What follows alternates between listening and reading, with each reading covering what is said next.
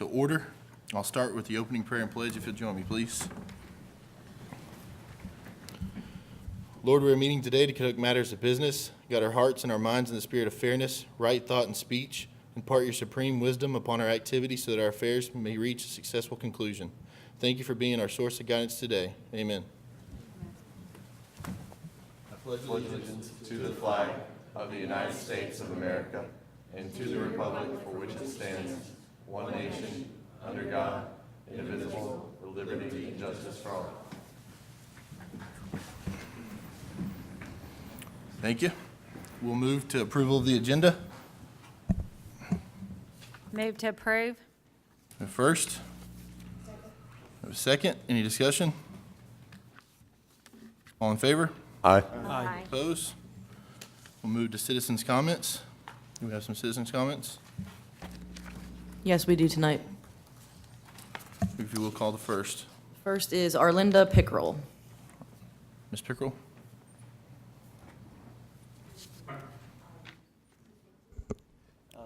Make sure there's a little light on there that should be green. Sissy? Here we go. Now we got Oh, you. wait, well, the citizens at home may want to hear you. I think you should be good now. Okay, at last month's meeting, someone brought up the fact that they were going to start picking up debris in the neighborhoods. And for a month now, I've had plant debris in my front yard, and I'm surprised my neighbors haven't complained because it's an eyesore. And it hasn't been picked up. And I'm wondering what the problem is. I live at Western Woods, Okay, will you please state your full address? 7508 75. Nathaniel Woods Boulevard. Okay. This particular board won't have anything particular to feedback on that, but there's some people sitting here that can maybe check on it Okay. after. Okay. Yeah, because I can't take it to the dump myself, so. Okay, yes, ma'am. Thank you. Thank you. Second. Miss Amy Crowley. Hello. Hello. So I'm Amy Crowley. I live at 7519 Spicer Court. In Western Woods, it's lot 65. Sissy has some pictures. I did present these last board meeting. I guess my concern is the drainage issue still. There's definitely a water flow backup. It's impossible to grow any kind of grass. You can see the water markings in the yard where it's rutted out. You can kind of just flip through those to see if you'd like to. I did file a warranty claim February 18th of 17, and they fixed the issue. And essentially told me since the water doesn't stand for 3 days, that it's appropriate. The matting in my yard, you can see, this is probably the best picture from the branch all the way in to where it's just the hillside's eroding. The matting that they put down to prevent erosion is just bunching up and rolling off the side of my lawn. They're hard to see. I emailed them to her today instead of just uploading them from my phone. So that's just kind of like, see how it's just rolling off the side, and it's not holding the soil in place as it should. And so it's a definite issue. I'm afraid eventually that hillside is gonna just come off. And these are all just example pictures. They're hard to see. So that's in between the two houses. The water is supposed to evidently flow behind the houses, but it gets stuck in between the two houses instead. Now, I was under the impression that at last meeting, somebody was gonna come out and look at these things. I'm a teacher, so I'm home. I just went back to work. My partner works third shift with the sheriff's department, so he's home during the day. Neither one of us have seen anybody come out to look at any of these issues. This is another picture of the street lamp that was supposed to be there. You can see that the curb is still cracked. No one has ever come to fill in that hole. I did speak with Marlon Cunningham more than one time about this lamp. He told me it was gonna be a large 7-8 foot decorative lamp that was gonna go in during the paving process. Well, as you can see, that didn't happen and the hardware was removed. So that's a concern. And then, of course, with the sidewalk, it needs to be repaired. They broke it when they took the stuff out. Last thing is, of course, the median continues to not be mowed by whoever is responsible. We are very fortunate that people in our neighborhood have taken it upon themselves to mow it ourselves because it's horrendous. Otherwise, it's knee-high, and that's just not acceptable either. I'm trying to think. I think that's probably my biggest concern, of course, with the drainage. And then the street lamp that was supposed to be, that's not, they never put the tree in. It was evidently moved somewhere else because the street lamp. So it's just a big hole and it looks terrible. I have a problem with it. And I know that you guys weren't the people in charge when this plan was put in place, but you are the people in charge now that need to make sure that what's going on in this neighborhood is corrected and fixed for the people. I mean, I spent a lot of money on this home, and I plan to stay there for a long time. So I just would appreciate some help. Thank you, Ms. Crowley. And we're gonna, this will be in old business, so we'll discuss it some when we get to there as well, just so you know. No, is there a third person? Just two? Third? Number 3 is Ron and Deidre Forte.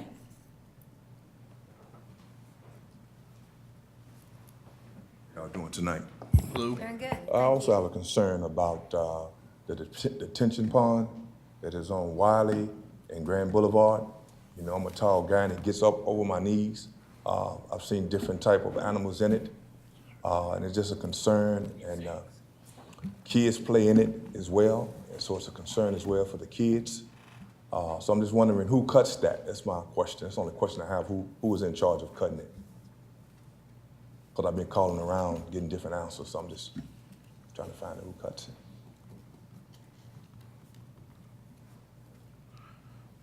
Mr. Forte, I'll ask that question when we discuss it too. Also, I know there was supposed to be some lights in the neighborhood. I know someone had broke in our vehicle, and I know some other people's not here tonight that they had a concern about lighting in that area. It's real dark, you know, and several people have got some things stolen in our neighborhood in Western Wood subdivision. Thank you all. Thank you, sir.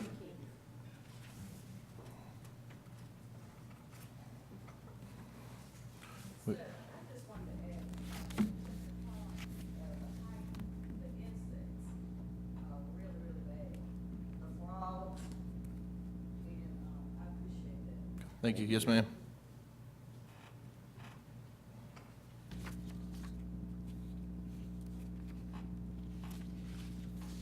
Do we have a fourth? We do. It's Mr. Ben Giuliano. Mr. Giuliano?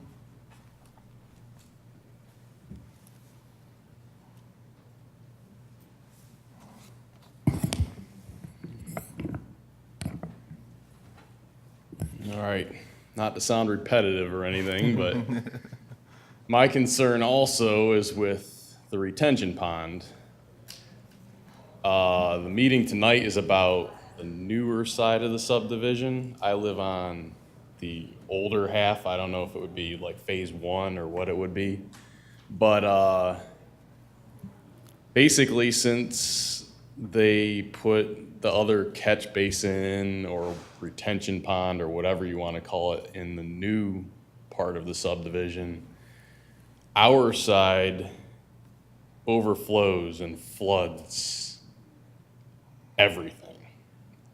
And what I forgot to mention at the last meeting was it overflows to the point that I don't know if it's a sewage pump or a sewage grinder or what it is that's right next to the retention pond, but it actually backs up into that to the point that after it rains out, it smells terrible. And then one other thing that I will mention, in the meeting last time, they said something about the median. We had brought up the median wasn't mowed, and they said that there was an issue with the mowers not being able to get up over the curb. There is a median right outside City Hall that is exactly the same height as the median in our neighborhood, and it is mowed weekly. So there should be no excuse. And that's all I got. Thank you, Mr. Giuliano. All right, thank you.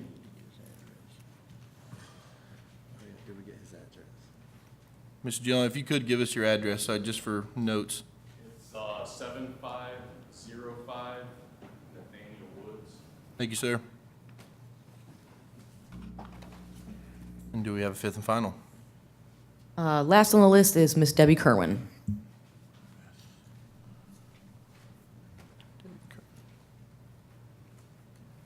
Hi, Debbie Kerwin, 7182 Wally Circle. Just here to, find out if you guys have any status on the drainage issues. I have drainage problems on the left side of my house facing the street. I was told by our builder that all the drainage would drain in between the homes and completely dry up within 3 days. It's not supposed to stand. The water's not supposed to stand. Well, on the left side of my home, facing the street, it's like a dry creek bed. Nothing will grow there. It's like a dry creek bed. I was told also by the builder that unless the water stands longer than 3 days, they're not going to do anything about it. But I don't know who is responsible or, but it was not my understanding that my lawn would continue to look this way a year later with many attempts to grow grass. They installed a sidewalk after we purchased our home. I don't know if it's the level of the sidewalk where the water can't completely drain. So that's just my main issue. And the detention pond behind our lots in the newer part of the subdivision. It's supposed to completely drain. Excuse me. Getting hoarse, but there's standing water in it. Not a lot, but I was told that it's supposed to completely drain out, and it doesn't. Can you state the name of your builder? Oh, Old South. Thank you. Thank you, Ms. Kerwin. All right. So that will set us, and thank you everybody for coming out and talking tonight. We'll move right into old business. I apologize, approval of minutes will go first from the July 10th, 2018 regular meeting. Motion to approve. I'll second. First in a session, any additional discussion? All in favor? Aye. Aye. Any opposed? Motion carries. Now we will move to old business. Item 1, Westernwood Subdivision Phase 4, request for subdivision acceptance and reduction to a maintenance bond, 38 lots on 5.9 acres located along Wiley Circle, Spicer Court, Colquitt Way, property zone RS5 PUD. We do have Mr. Cunningham present. Commissioner, do you mind if I excuse myself due to my personal connection with the subdivision? Yes, sir. Thank you, sir.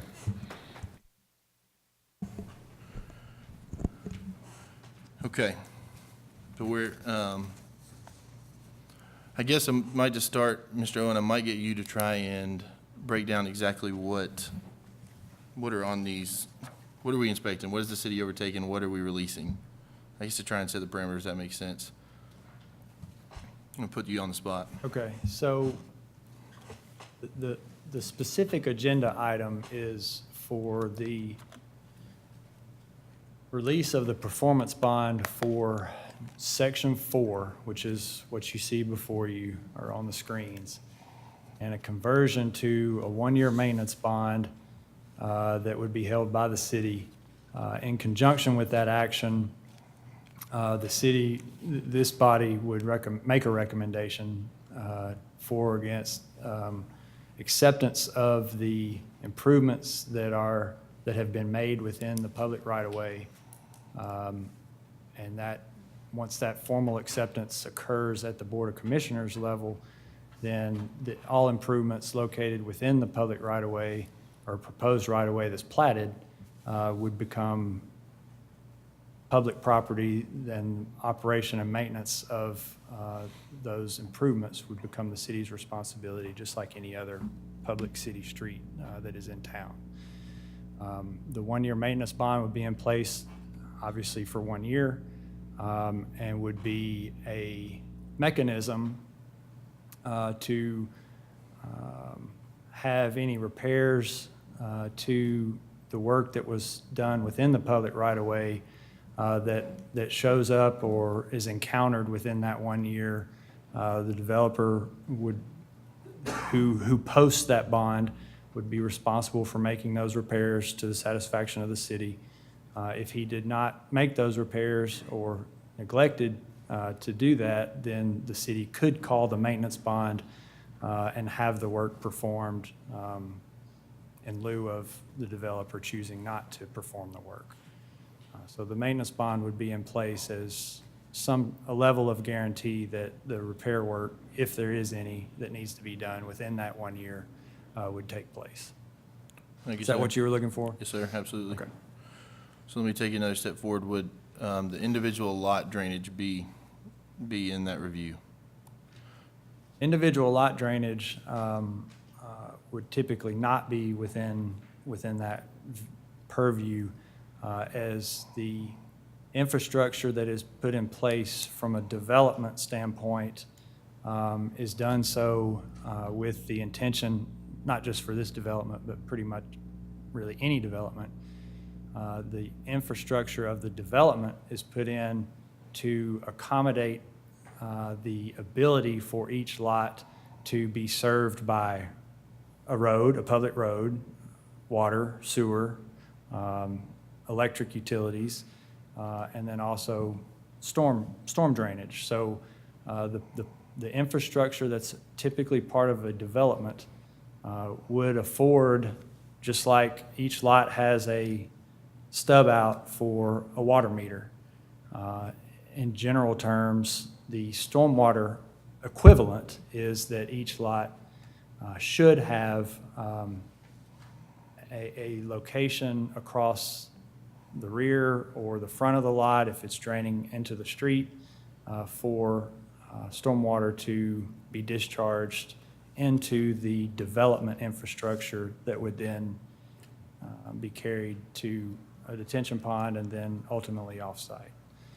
Thank you, sir. I want to try and, I think this is the biggest planning commission meeting we've had in probably 2 years, so I want to try and make sure we do hear the citizens and we try and give them direction, and I guess I'm trying to set the parameters of exactly what we're voting on tonight to see what would be included and things like that. A couple questions just from the notes that I took. Things like the cracked sidewalk or the curb crack, is that something that we would try and repair prior to acceptance?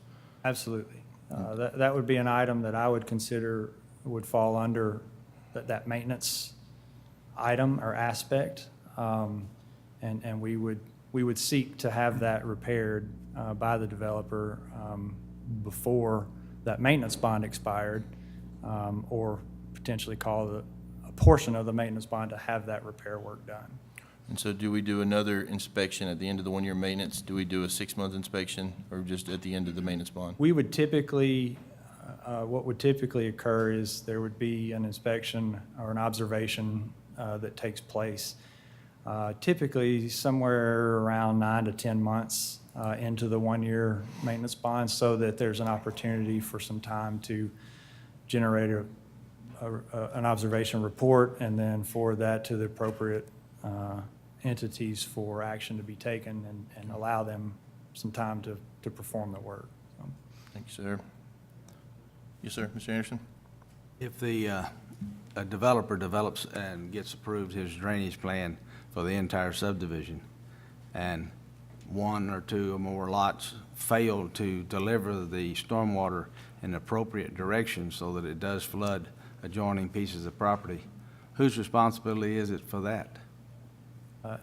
Typically, each individual builder of a lot or owner of a lot, if I buy a lot and build it and have the home built for my own use, would be responsible for ensuring that the drainage that is on that individual lot is shed away from the structure. Compliant to the drainage system? Into the development drainage system. Well, if the builder is the builder of the home is also a developer, how's that work? Then that's a lot cleaner.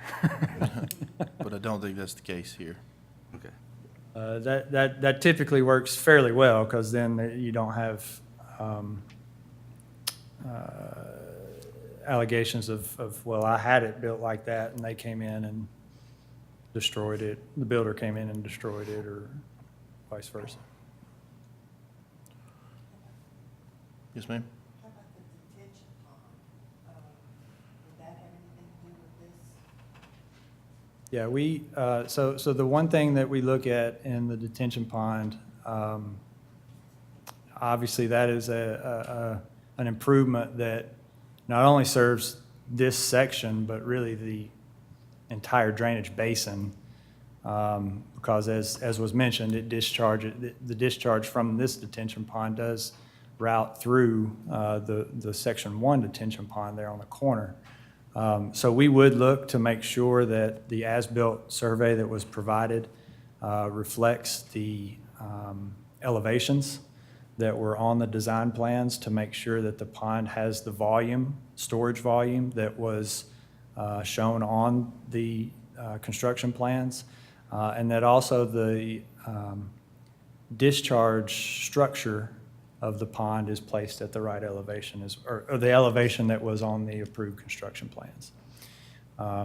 Generally, if there are performance issues, if those things, let me back up. When the construction plans come through, the design engineer is required to submit calculations, drainage calculations, according to industry standards and requirements within your subregs, to detain or retain a certain design storm event. And so he has to design the detention pond to meet those criteria. When those calculations come in, we do review those calculations and make sure that the appropriate assumptions have been made, or realistic assumptions have been made when variables are considered. And not to get too engineering on you, but we do review those calculations to make sure there aren't any gross or negligent or erroneous mistakes in those calculations. At the end of the day, the design engineer is responsible. It's his professional license and stamp that is on those plans that says it will perform as I have designed it to, if installed according to these plans. And so that's where we as the city make sure that those installations occurred in accordance with the approved construction plans. And once that review has taken place, then we would move on to say that it was installed accordingly. Does not the design engineer sign off on an as-built as it's completed?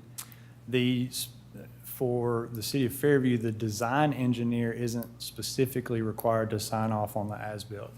The as-built is required to be conducted and stamped by a licensed surveyor. So when he provides that as-built, he's stamping that and saying that this is what is on the ground to a degree of accuracy that is stated on that as-built.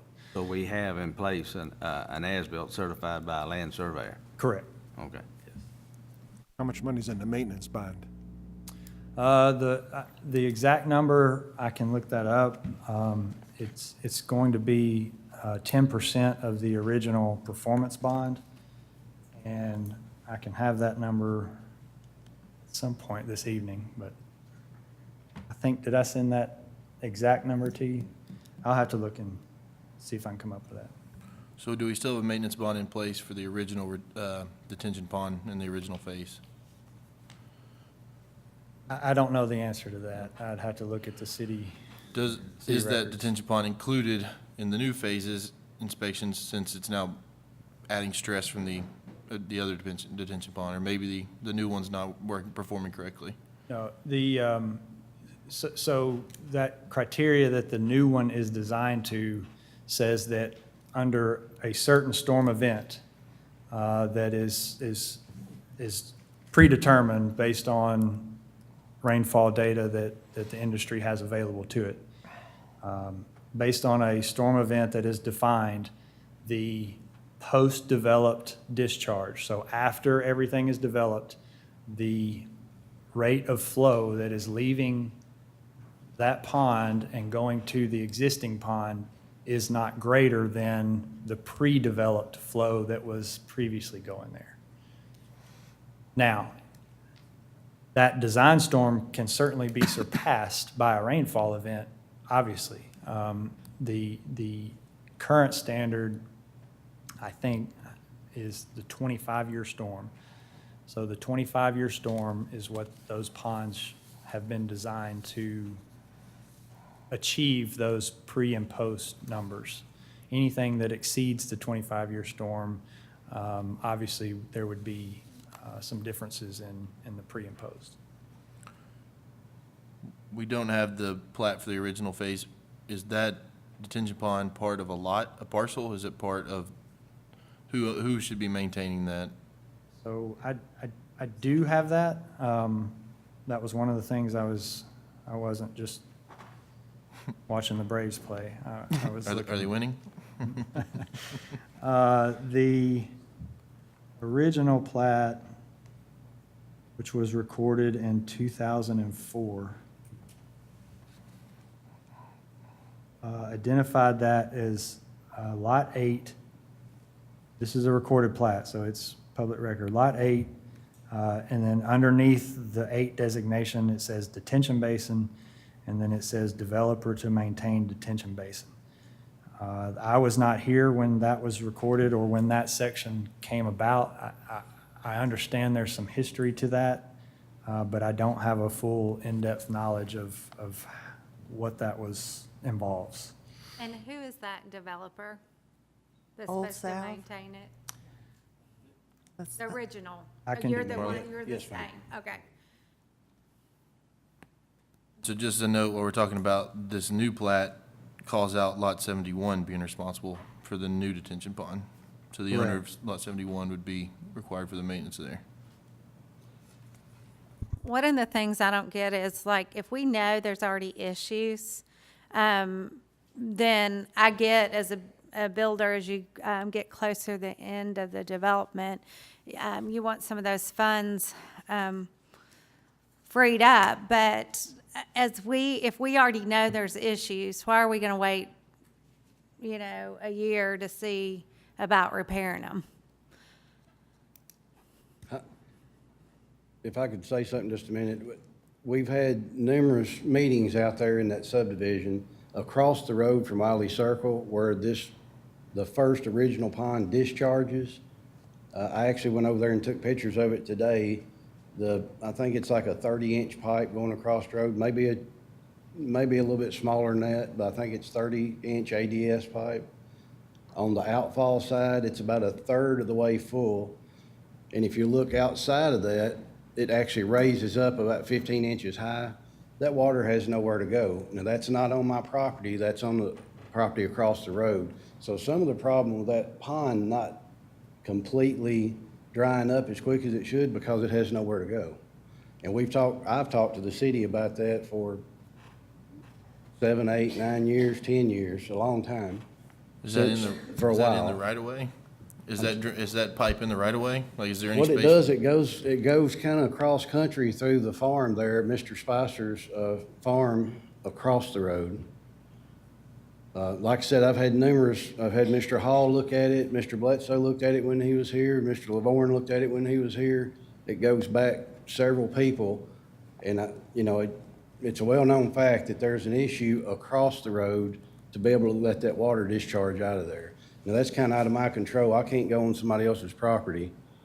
That'd be something where the city would have to talk to the people. And I know Mr. Hall was talking to Mr. Spicer about that, Mr. Spicer's son. I'm not sure. I guess I have a question on that because I don't think any engineer would engineer water to go nowhere. Well, you can ask anybody that's went out there and looked at that. That's an issue across the road over there. But the original engineer that Will told us signed this and stamped this would have had to say that this water was going to be taken care of. And so for him to say, we're gonna run it across the road where it's nowhere for it to go, I just can't believe an engineer would stamp that unless there was a plan to have something done with that water. So that's been talked about for several years and nothing's been done about it. I agree. So where's the answer to that? I mean, I drive down through there and when it rains, I drive through 6 and 8 inches of water lots of times. I don't live in the subdivision, I live up the road. And I do know that the drainage is it's not just a little problem, it's an issue out there. And And the water doesn't, I don't know where it goes, but for an engineer to say we've designed something, as Will says, that we've designed it and it will flow, then why is it not? Something wasn't done right, something's wrong. Will, have you seen that, what I'm talking about? Have you looked at that? I have.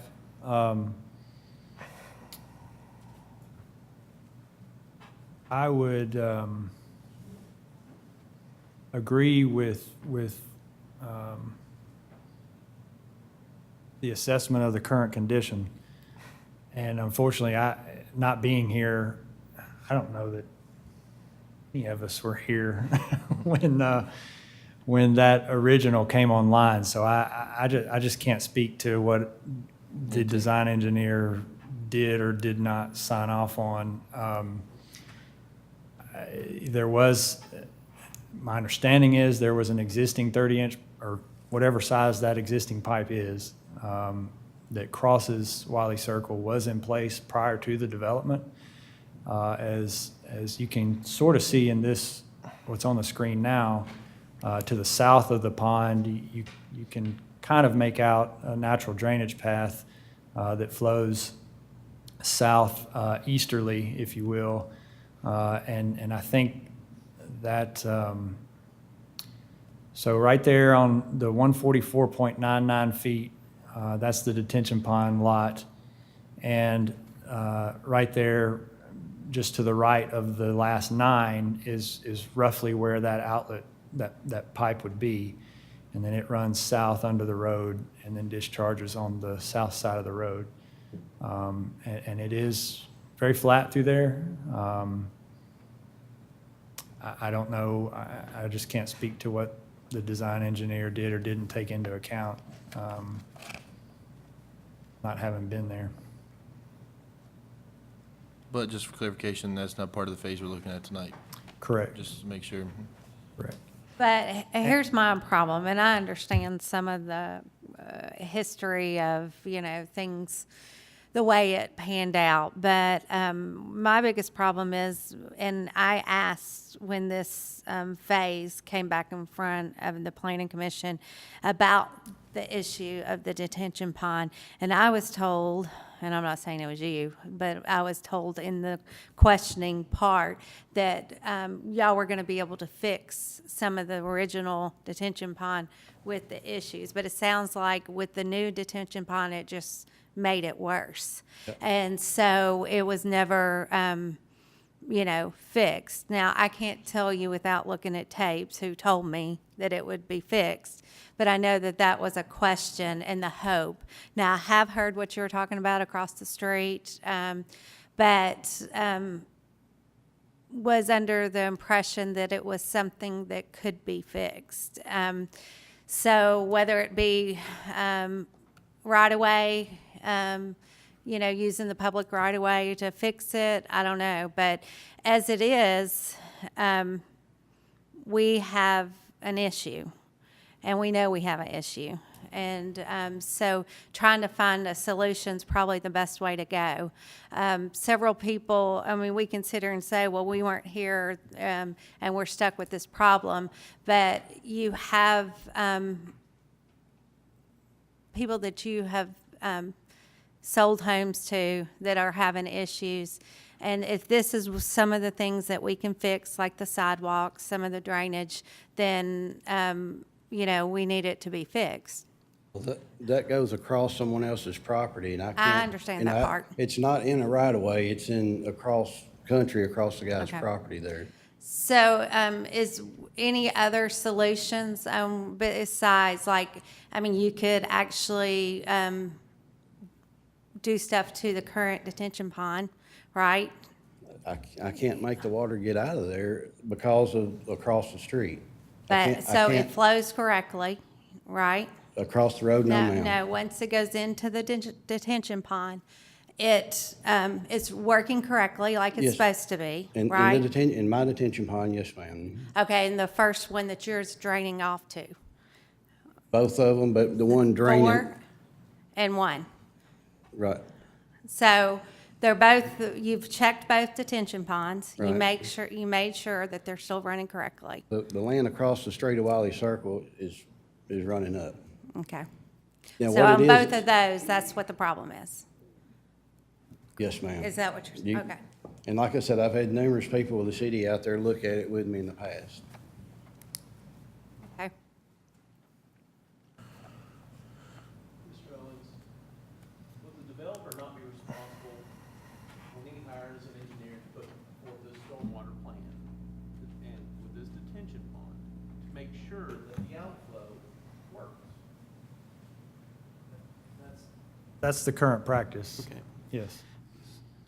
So for the developer to come and say, well, it's not my fault where I had it flow and doesn't work, that should have been taken into consideration, that situation, when this was originally done.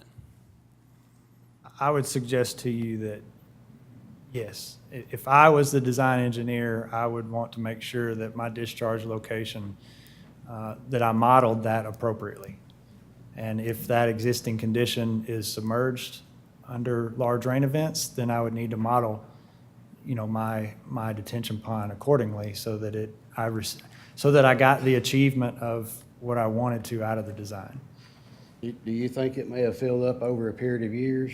Certainly. I mean, we're talking 14 years ago, so, there's a number of things that could have or have not been in place at the time when the design engineer 14 or even more years ago took that into consideration. I'm sure when they put the pipe across Wiley Circle, they didn't put it out there and bury it and let half of it be covered up. I'm sure that didn't happen over a period of time. It's leaves, debris, limbs falling down. I mean, it's, like I said, it's grown up through there. And I think that's what the problem is. Debris and everything else just kind of fell in and kind of blocked it up. Does the city have a drainage easement on the far side of that road that they can come in and clean, or is it like Old Nashville Hut, there's no drainage easement on the side? As far as I know, there's no formally recorded drainage easement. No, not, with it being a natural drainage path, there could be an argument made for, the term is escaping me, but the legal term. But they're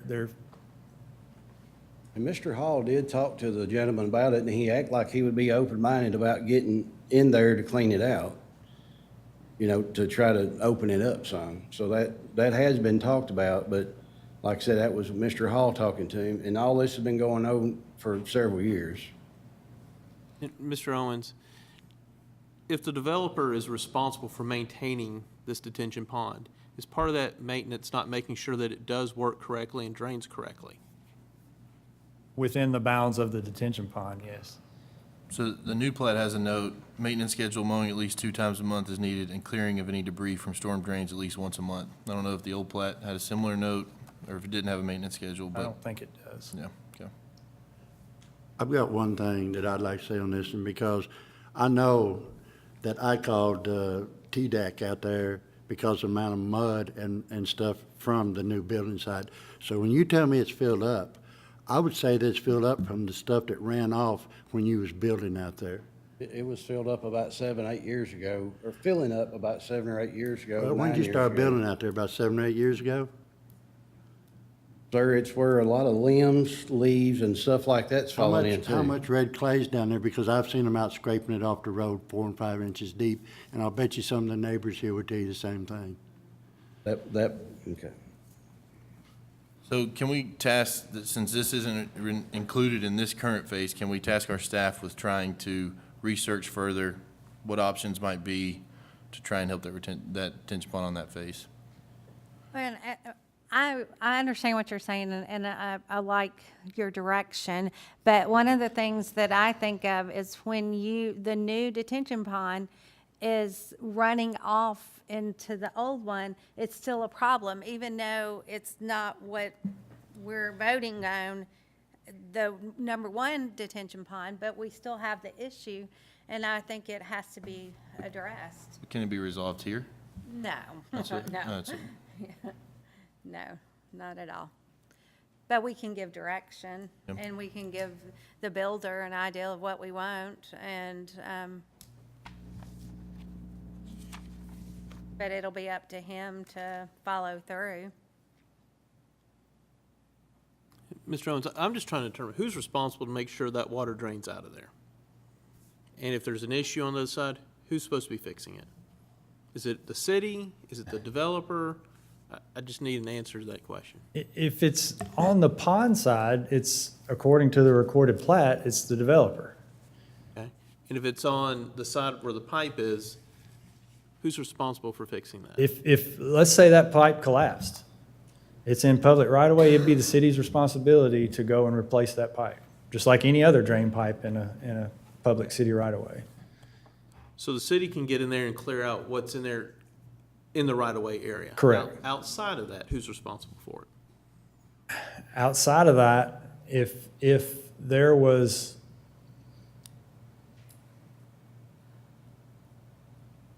I don't know that there has been any action taken specifically by an individual to prevent the drainage from occurring outside of that right of way. And the reason I say that, so if, forgive me, but this is the example in front of us. If this property owner that's on the south side went up and on his property, he dammed across where that natural drainage came across, you can't do that. That's illegal. So he would be responsible for removing that, You or can't should be interfere- made responsible for You removing can't it. interfere with the natural flow. Correct. Is there such, and Mr. Mills, property's not my area of law, so is there such thing as a constructive easement or something like that that would allow the city to get in there to clear that drainage area out?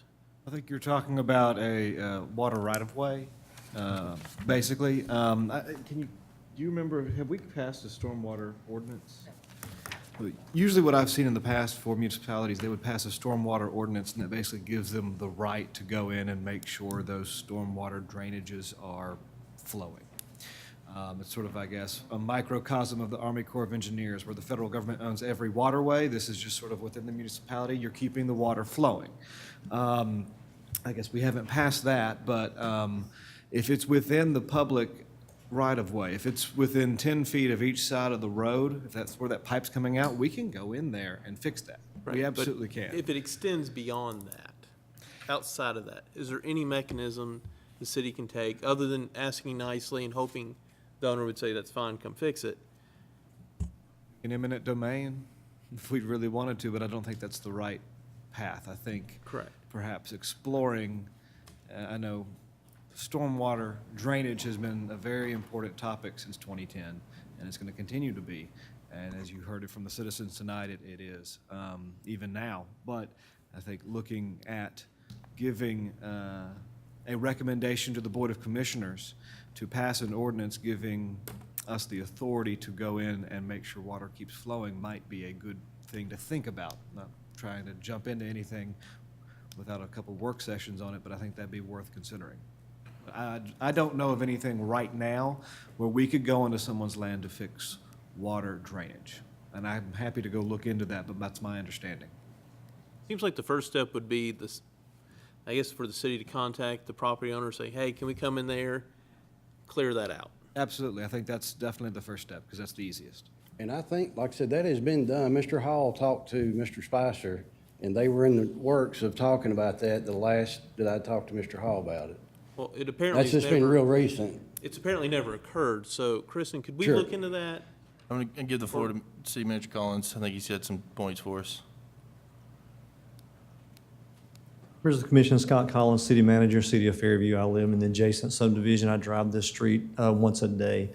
You have a couple of issues with this specific drainage, and I'll be very brief, but I'll tell you what the city can do and what the simple or most relatively simple fix would be in this area.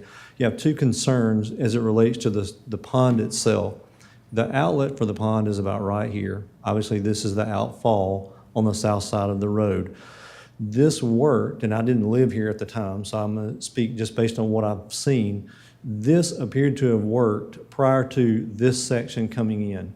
You have an open drainage ditch that runs along this street here, and there's an outfall, I believe, between these two lots where this drains down the road. It outfalls here into an open ditch, makes its way down under this driveway, across the road, and there's an outlet that right here. So the outfall from this area comes to this outfall on the pond. It makes its way around what's a trench there now, comes around to the outlet and comes this way. If you drive this street, you'll notice that at the inflow where this escapes under the road, there's a 30-inch plastic pipe, and the side of the road on the north side of the street is depressed compared to the side of the road on the south side of the street.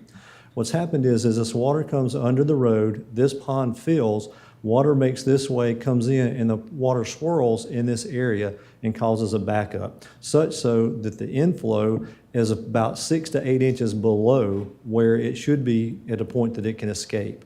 As it's done that, this area has grown in to the point that the water cannot escape any further.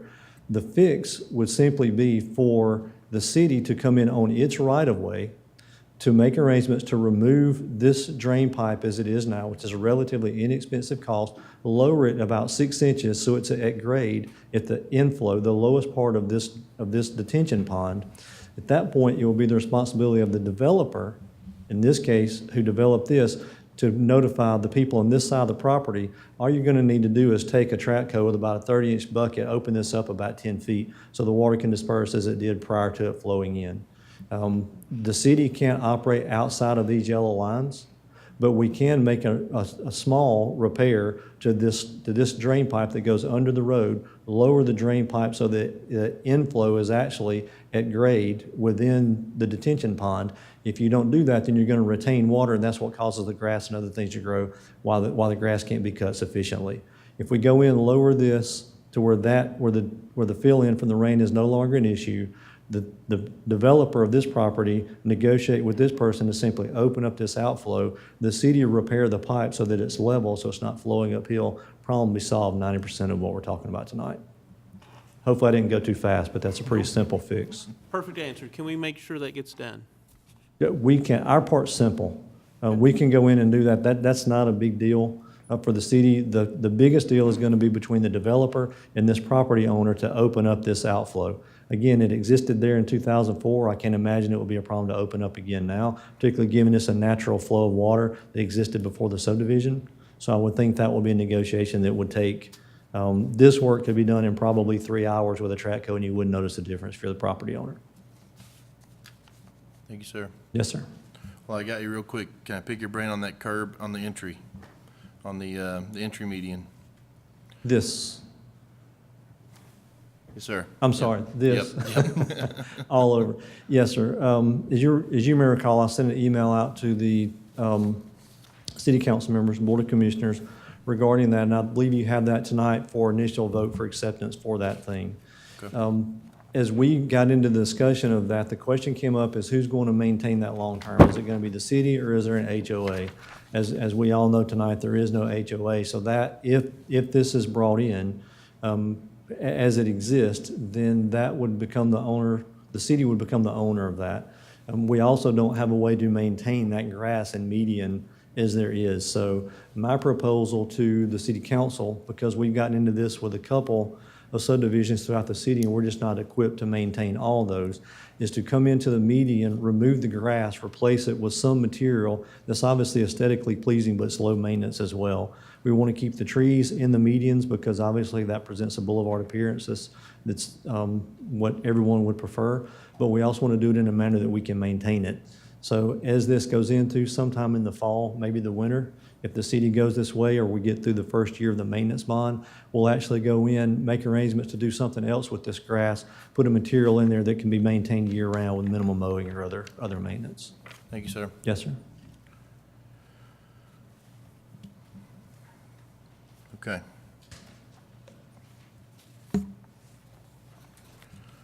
So do we want to take action on the phase in front of us? Does anyone have a motion that they want to make? Do we want? I have a question. Sure.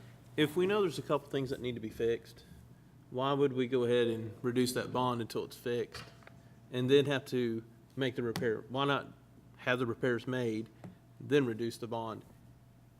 It doesn't make sense to spend that possible money on things we already know are broken.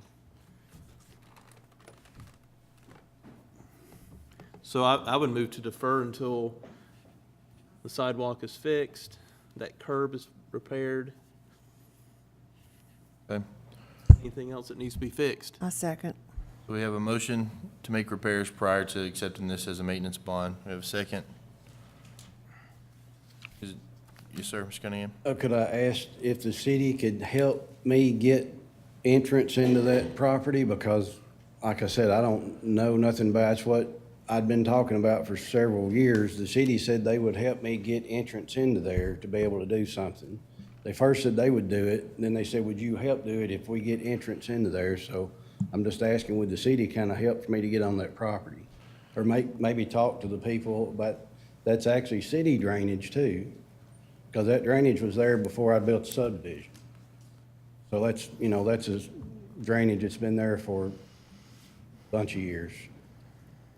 I don't know if we can help reach out to them. I don't know if, can we try and make that connection? Yep. Okay. Thank you, sir. Okay, thank you. Well, and I think another thing is, hearing some of the comments tonight and knowing what, the bond would cover. So with the sidewalks, can we give them an ideal list of what, off of the comments? I think maybe if we could send Will maybe to do an inspection to look for cracks and repairs or things to try and make a list to make sure we capture it? Or do you have that list already? My preference would be that there's no better inspector than the residents that live there. So if there's something known tonight, let's just put it on a list and get it fixed. Okay. Yes, sir, Mr. Collins. Yes, sir. Again, Scott Collins, City Manager, City of Fairview. One issue I know, while we're looking at doing this, along lots, which I believe are along Wiley Circle, 56, 57, 58. If you look at the house that's complete on the intersection there at the Boulevard and Wiley Circle, the lots to the right, again, I believe that's 56. I'm getting older, I can't see those numbers, but let's there you go. See, it's 14, 15, 16, 17, 18. Those lots there, beginning with 14, going over to lot number 19.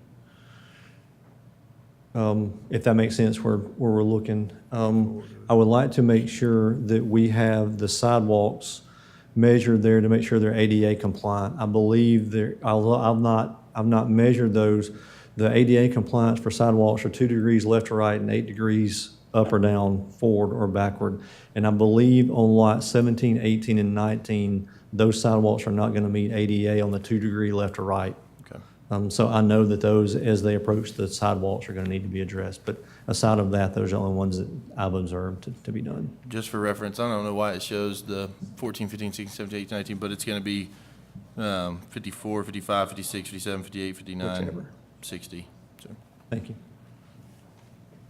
And I actually did go to the subdivision after the last planning commission, and those lots, I know we're not talking about that, but while we have the builder here, it seems like there's not, the space is maybe some of the issues. Is there anything you can do to kind of help this situation? Because you can tell there's been some major water damage just to the topography, You talking about on Wiley Circle in the ditch part? Yeah, it's the pictures that were shown on the, And I had talked to the builder before I come tonight. I talked to him earlier today, or John Davis, which was a representative of Old South.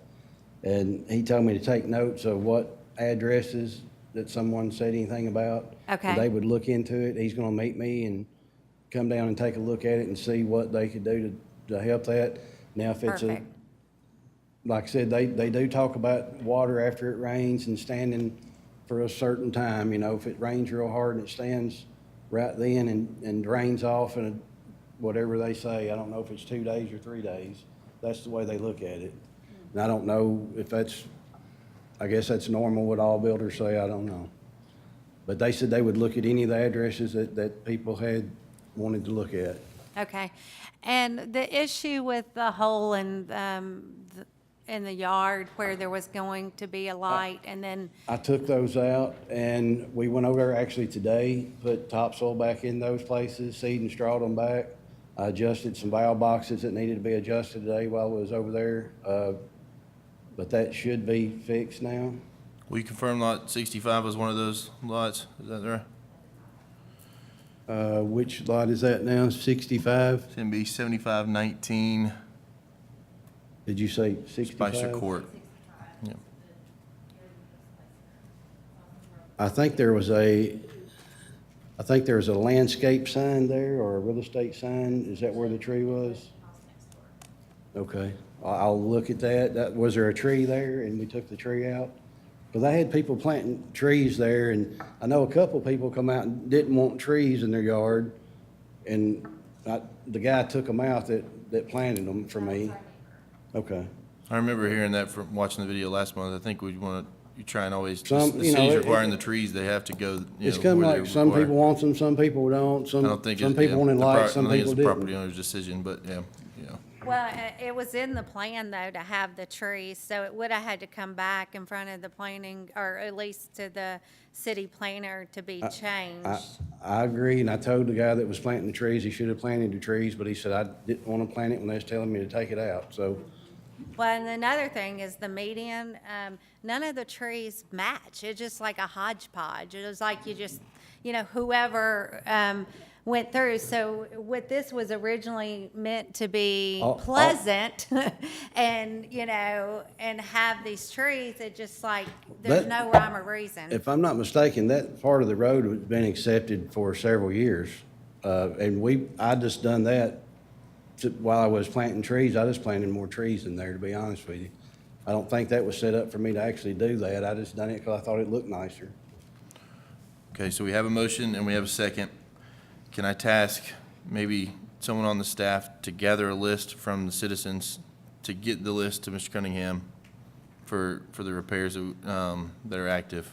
I guess we need someone to validate that it is something that would be required. We need to clarify the repairs need to be located within the boundaries of the public right-of-way. Yes, sir. So sidewalks, curbs you're talking about? Yes, sir. And any place where I had the lights, I know I'll fix that. I thought I'd fix them all, and I'm sorry if I didn't, but I'll get that taken care of. Yes, sir. Well, and also, and if you will follow up with the builder and with a list will. for some of those, because I know they're probably going to want to build, in our community again, and we don't want a sour taste. Like I said, he wanted me to get a list of that to where I know, so. Then those people should go directly to him that have problems with their home and give him their address. 'Cause it's not with the. Well, one thing that, I'm kind of a middleman on that, but he said he was gonna go back and look at any of their, warranty work and see who all may have called in on warranty work that had issues that needed some drainage things fixed. Perfect. And he was gonna check on that himself tonight, but at that point, I was coming here and I didn't have time to get with him and see who all might have called in. Yeah, but I just really think with you're in the situation where your money's the one tied up in this, and so, if they could help you along, and try to get some of this resolved, it would be great. Okay, all right. Okay, so we have first and a second. I think we've hit most of the notes that I made from the comments. Is there any additional discussion on the motion? All in favor? Aye. Opposed? Motion carries. Thank you, Mr. Cunningham. Thank you, everybody, for the good discussion. Thank you. Thank you for coming out. Okay, we'll move into new business. Mr. Jenkins, we'll accept your presence back. Item 2, new business, site plan, Dollar General Store, proposed 9,100 square foot retail store, 2.36 acres, property located at 1391 Highway 96 North, tax map 18, parcel 22.02, commercial general zoning district, property owned by Boulevard Investment Group LLC. Mr. Jenkins, if you will, read in the staff comments for me. Yes, sir. Developer is requesting a variance from the underground detention requirement. Pursuant to this request, the design engineer has moved the detention pond to the rear of the building so that it will not be visible from Highway 96. All of the requirements have been met. Thank you, sir.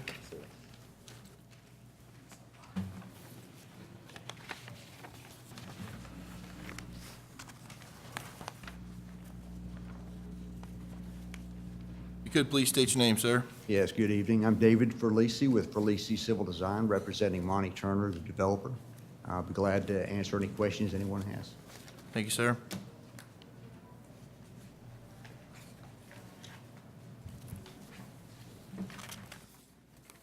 Mr. Chairman, if I may ask a question. Yes, sir, absolutely. Why is the builder wanting to get a variance from a normal, what we would require an underground detention holding area to a above-ground detention pond? We just want to better utilize the property for aesthetics and also cost savings as well. Just think it better serves itself located in the back and more readily discharges into the adjacent creek to the left of that pond there. If we were to put it underground up front, it'd be a little more complicated to construct and wouldn't make a lot of sense in our opinion.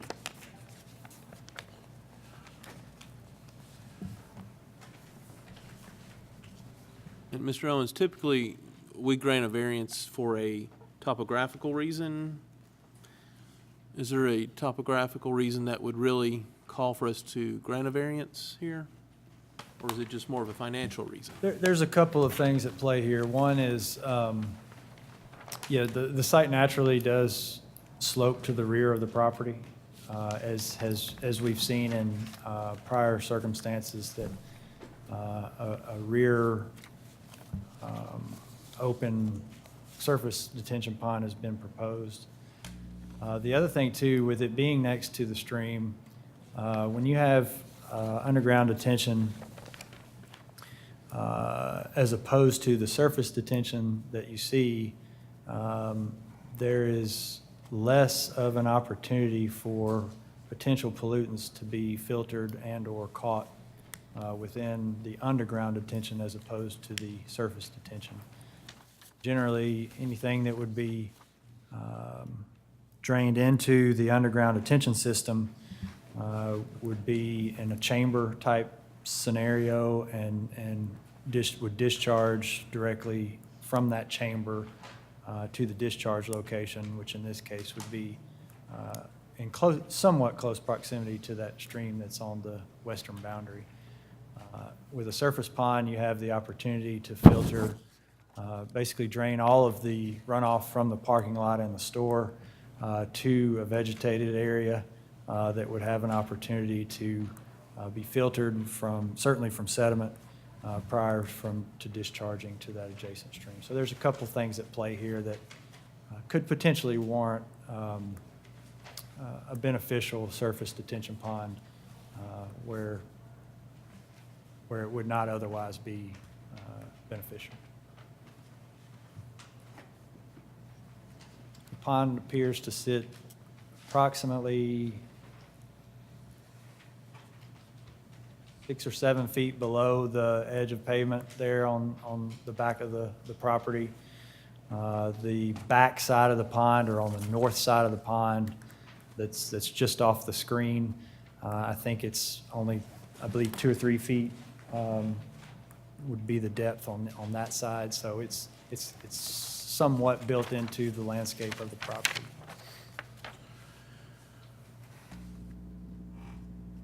Thank you.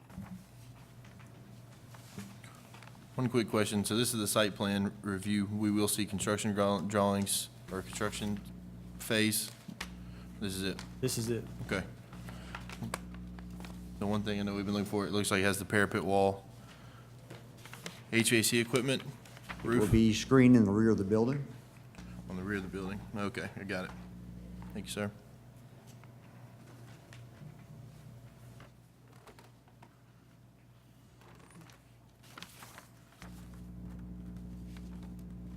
this meets all the design review manual requirements of the exterior. Any additional questions? I know in the past, we've asked that the detention ponds be fenced. I don't see a fence around this one. If we're going to allow that variance, do we want to request that this be a fenced area?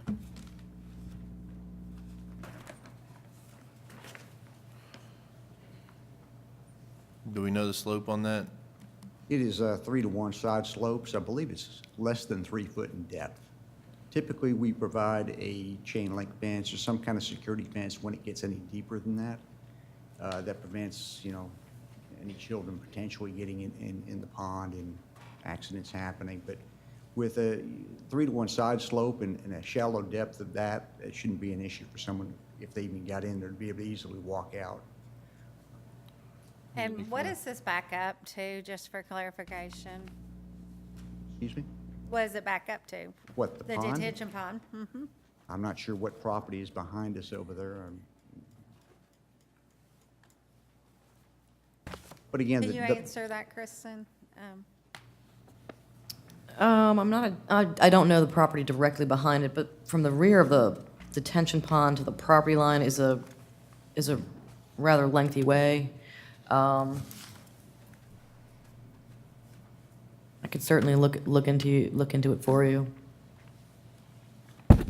Is there a monument sign? Is there? No.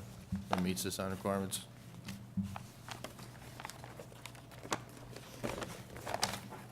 I think in the past, the retention pond and doing them underground was due to unsightly, when you're driving down the road. A lot of times there has been, exceptions made, I guess, depending on what it's actually, behind. I think Walmart is one of them that we, made the exception for, that I can think of right off the top of my head. A lot of it to me would matter, exactly what's behind there, what's the development, But the reason it was done the way it was as far as underground was just the aesthetics of the community. And it is a safety issue every time, we have detention ponds that are behind a building. But depending on what it backs up to, it would make a lot of difference whether or not you would want to make that, give them the. It looks like there's quite a distance from the back of the retention is. pond to that, and then they put some landscaping around the outside row. Granted, that might be juniper. Magnolia.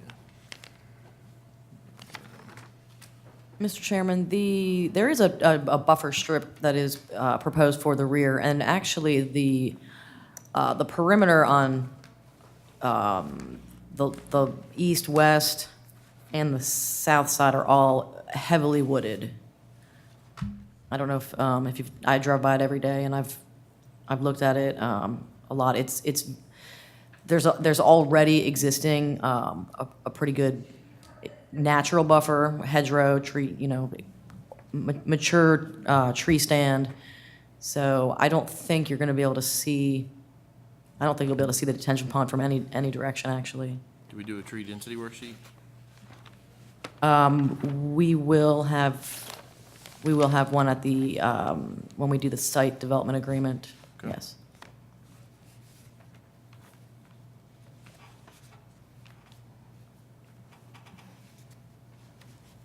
Yes, sir. Chairman, members of the Planning Commission, Ms. Carroll, I'm Monty Turner, developer for the proposed project, and I can somewhat answer your question about what's behind us. On the right side of the Dollar General, there's a drive, a gravel drive that goes back to a really densely wooded area, and there is a smaller, older structure back there, but it's, I want to say, maybe 10 to 14 acres of woods back there. And we do have a fairly substantial distance between that pond and the rear property line. As far as the pond, certainly appreciate the concern and the fact that we're asking for a variance. We've got so much additional land in the rear, and the topo lends itself to having that pond above ground. So appreciate your consideration on that. Thank you, sir. Could we add some landscaping in between the parking lot and the debt pond so it wasn't visible from the parking lot? And I realize that that's the back of the building, but So some more trees maybe to the right of the dumpster enclosure? yes, yes. I don't see a problem there. We can do that. Something to just screen it a little bit so it's not visible, because it sounds like there are some pretty good eco-friendly reasons for having the debt pond above ground, especially in this particular location. I do mean this particular location. Every time I go to our local Walmart, I think that is the prettiest Walmart I've ever seen. But what it is all the trees in the parking lot. Just to let you know. So we like trees here. All right, we'll add some trees in the back. Any additional discussion or questions? I'd make a motion to approve. I'll second the motion. First and a second for approval. Any additional discussion? All in favor? Aye. Any opposed? Carries. Thank you, guys. Thank you. Thank you. Okay, we'll move to item 3. Recommendation to the Board of Commissioners on the rezoning of property requested by Lori Hardcastle Parks Realty, property located at 2451 Fairview Boulevard, tax map 46, parcel 87, 48 plus acres, current zoning district RS40, single-family residential, proposed zoning district CG, commercial general. Mr. Jenkins, if you could read those notes for me. Sir, there's currently no specific plan for development, but the owners would like to have the property rezoned to commercial, similar to the properties in the immediate vicinity, since they have frontage on Highway 100. This property is located directly next to Jingo Market, Jefferson's Restaurant, and across from the Midpoint Plaza and the MT EMC substation. Staff notes that the old future use land map from 2012 shows it as being medium-density residential, although it is located immediately adjacent to commercial areas and directly on Highway 100, which is viewed as the city's main commercial corridor. However, as discussed, the city is undergoing the comprehensive planning process currently, which will create a new proposed future land use map and designated growth and development areas.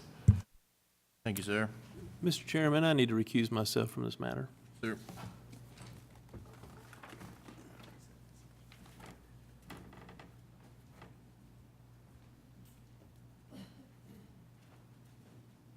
We have a representative here. Mr. Hardcastle?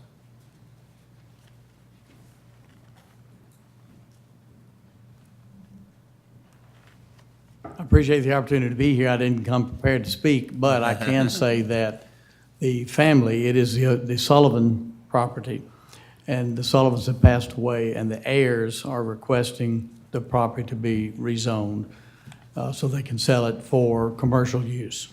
And that's pretty much the long and the short of it. Thank you, We sir. have no plan at the moment. That would come from whoever might buy the property, and then obviously that goes off in a different direction.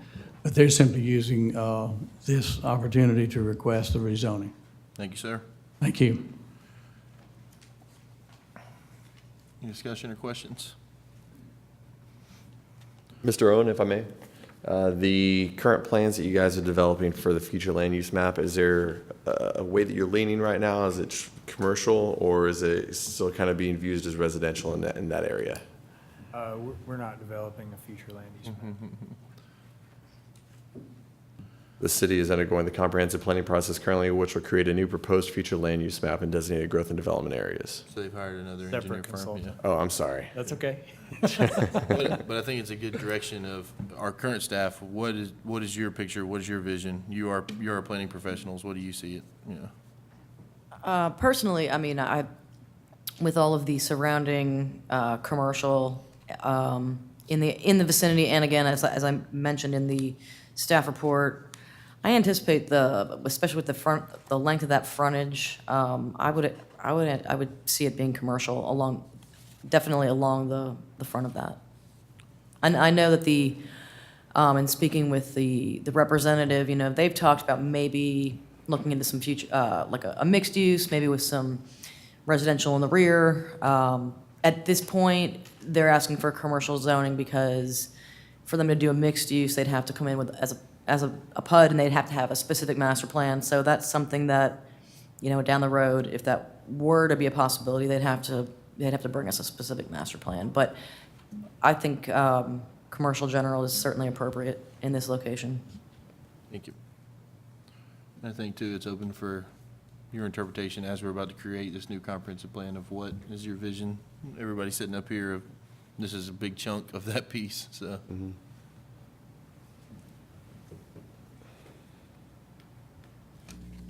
Any additional questions or discussion? Anyone like to make a motion? So Mr. Anderson has a motion to approve.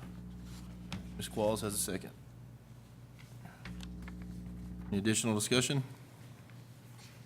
All in favor? Aye. Aye. Any opposed? Motion carries. Thank you, sir. All right, Mr. Burks. We will move to item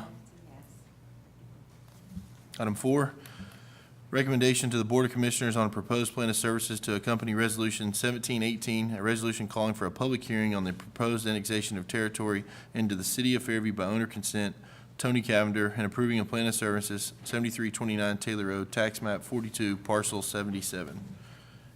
And we do have some staff comments. Mr. Jenkins, if you could read them in for me. Sir, the owner developer is requesting that this 8-acre parcel be annexed into the city limits for the purpose of residential development similar to the surrounding neighborhoods. There are no plans for rezoning, and the annexed property will remain as RS40 for the purpose of creating several 1-acre or larger lots. Thank you, sir. Mr. Cavender is present.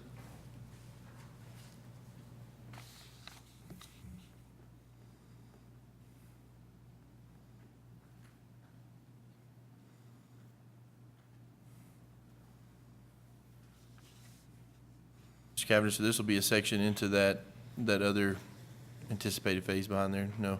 No, It'll it's be just, it's separate. Okay.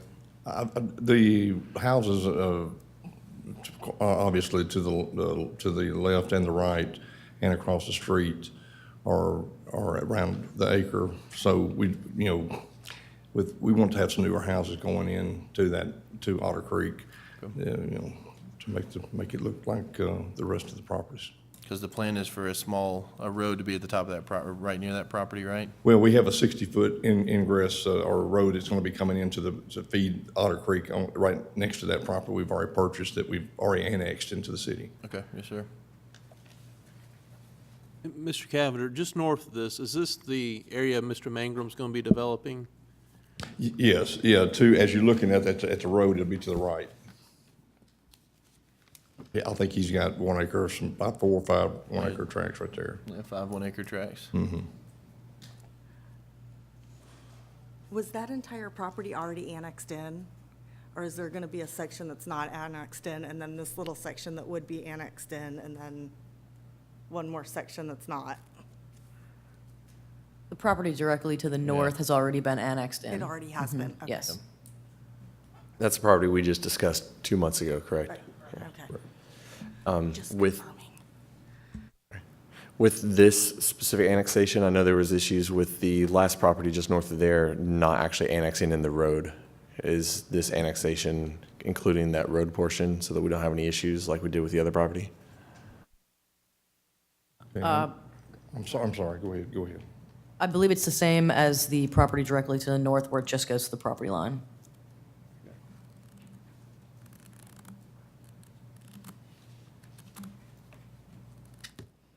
So when we annex this, should we go ahead and include the road then? So wasn't that a big negative from last time? The only problem with that would be that the section to the north, we didn't annex. So then we'd have a section of Taylor that we do own, then a section that we don't own, and then a section that we did own. So it's kind of again. like doing it wrong the first time prevents us from doing it right any previous time, like any subsequent time. Well, Well, I'm not so sure that we want the road. You know, I think that problem was a separate problem. I kind of get what you're saying, but this, we would just be annexing, you know, a section unless you're wanting to take all Taylor, or all of the road.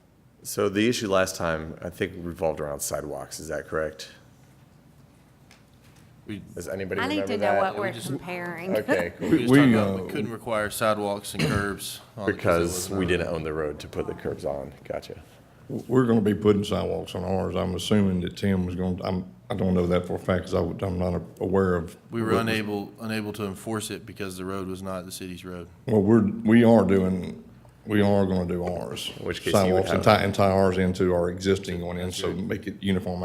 I don't know if Tim's gonna do that or not, but we are on ours. Okay. That's excellent. And Mr. Cavender, it may make sense if you would talk to Mr. Mangrum about that. It may look better for his project to have the sidewalks connect in, have that connectivity. That might be a reason for him to do it, even if we can't enforce it. It might look good for everybody. I totally agree.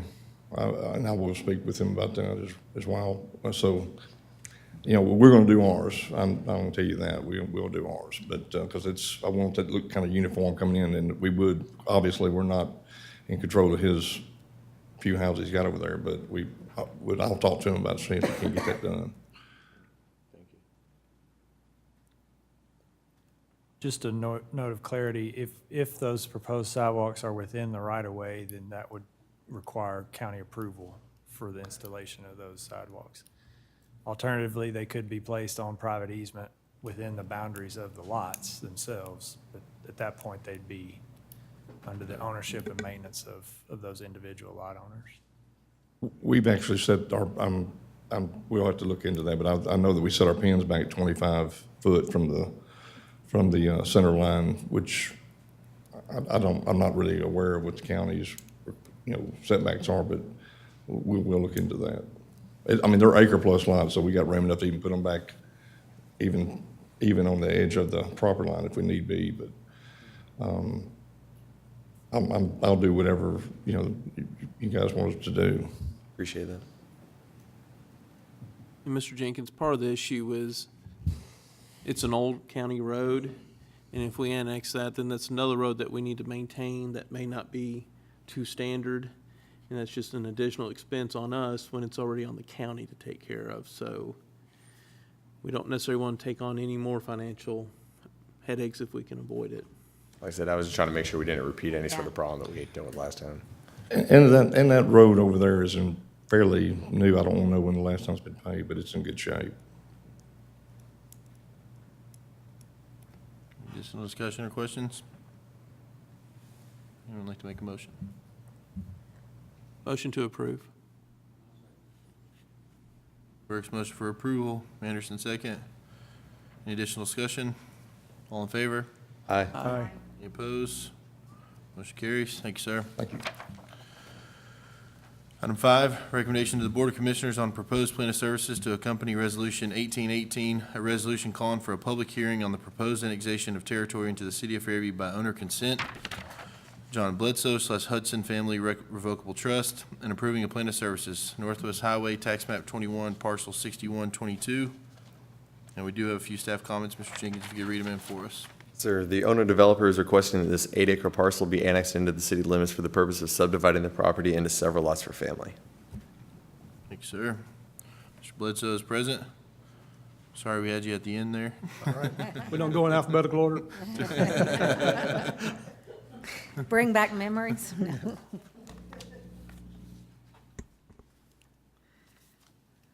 All right.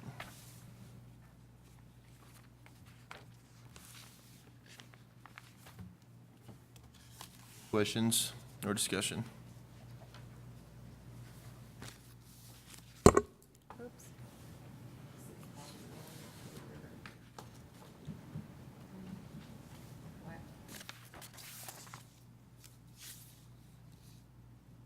So looking at the properties around this lot, the ones to the north of it, right there, those are city? or not city? What do we already own? Not owned, or what is in the city, yeah. The city limits goes to the Poston Place subdivision and the Northwest Highway. The properties to the north are in the county and were developed several years ago. Thank you.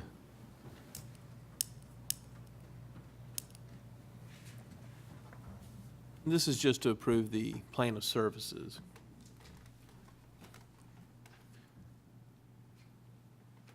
Anyone know what day or which week the leaf pickup would be? Sorry. I know going forward, that's going to be part of the plan of services, but you're lucky, Mr. Bledsoe, it's not today. I'd make a motion to approve. Second. Okay. First and a second, any additional discussion? Aye. Oh, sorry. All in favor? Aye. Opposed? Motion carries. Thank you, sir. Thank you.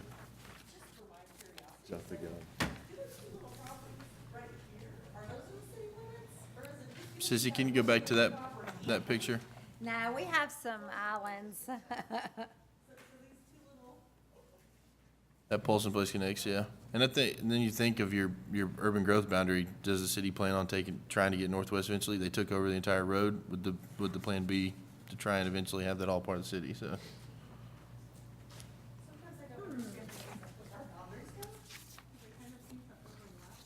Yeah, they dance around. Yeah. Let's see, we've had some long discussions about donut holes.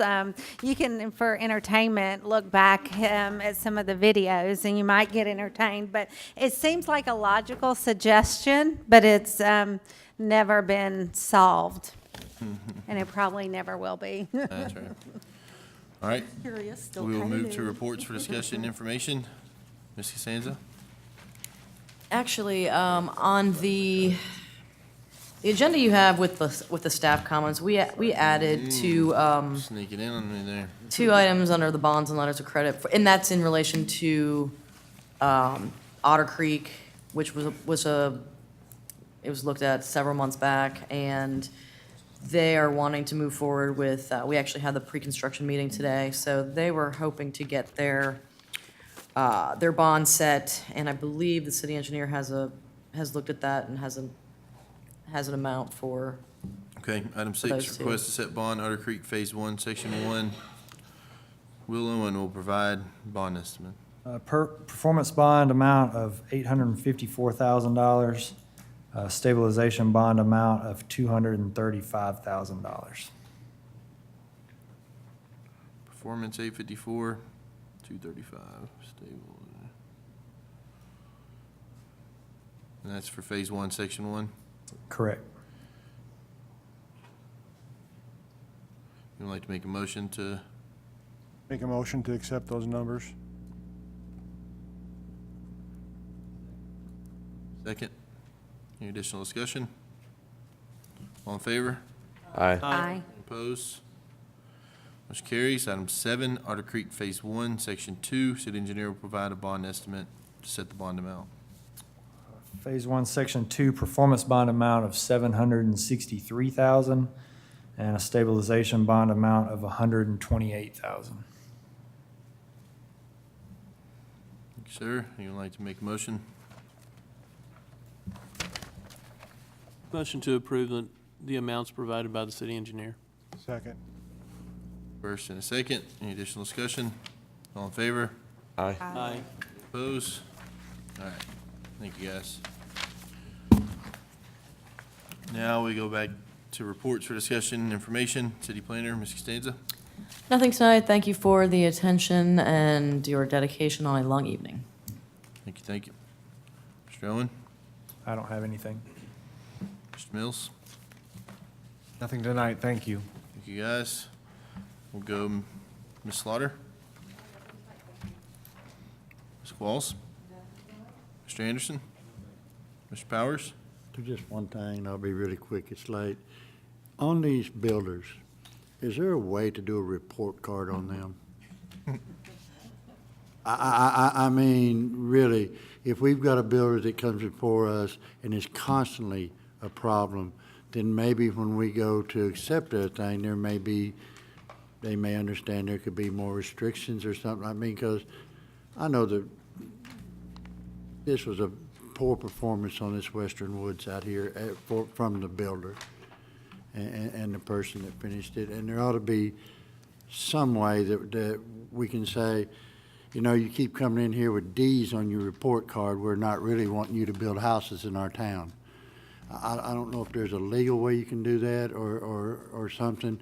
And it may not be anything that's binding, but it would mean that, okay, you keep getting Ds, Mike is going to come out and see you on a weekly basis. You know, something like that. And that's just something to consider. It's not for tonight, but I just, and I know that this is not the only subdivision in this town that's had problems, and it would be nice to know which builders are good builders, which follows up and gives this town a good product, and which ones are failing. Thank you, sir. Commissioner Burks? Nothing tonight. Callie?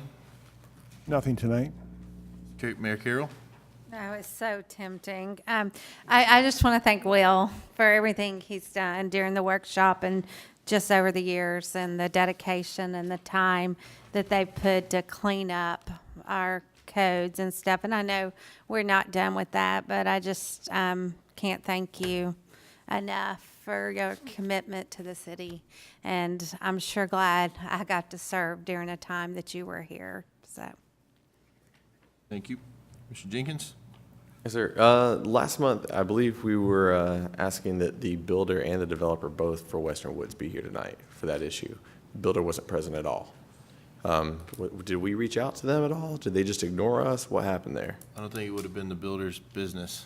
Right, it was we had discussed the developer and the city engineer. But I know that the developer was in a lot of contact with the builder about making sure that he'd be willing to step up to the plate and handle some of these issues that were sort of outside of the developer, so. I know the developer tonight, he handled everything really well, but so many of those things should have been heard. I really wish that the builder was here to be able to see the people's faces and like hear what they had to say.